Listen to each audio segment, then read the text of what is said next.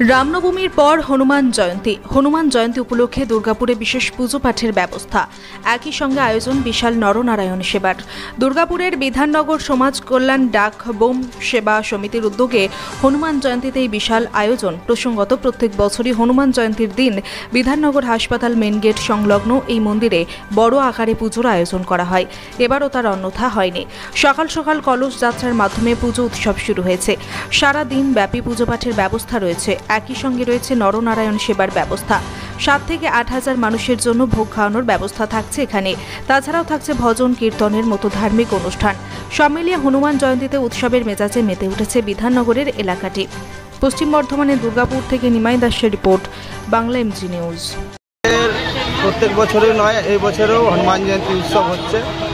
আজকে দিন বাবার 24 ঘন্টা কীর্তন রামায়ণ হওয়ান হবে। কালকে আমাদের নরনারায়ণ সেবা বিতরণ হবে।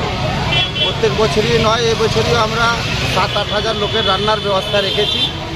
প্লাস ইএসআই পেশেন্ট পার্টিকে ফল দিব কাল সকাল 11টার সময়।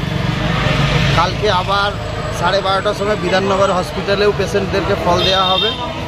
প্লাস আমাদের আজকে ভজন কীর্তন করা হয়েছে। আজকে সকালে কি করলেন? আজ সকাল 8:30টার সময় আমরা মন্দির থেকে কলস যাত্রা করলাম। 121 জন গেছিল, জলযাত্রা কলস করলো। আমাদের ক্যাম্প থেকে নিয়ে এলাম আমরা বিধাননগর। এই কলস যাত্রার মাধ্যমেই হনুমান জয়ন্তী শুরু হয়ে গেল। এই কলস যাত্রা দিয়ে হনুমানজির আজকে পুজো স্টার্ট হলো। এনার পুজো 24 ঘন্টা আজকে আছে। কালকে নরনারায়ণ সেবা হবে। আপনার নাম? আমার নাম হচ্ছে বিশ্বম্বর রাম।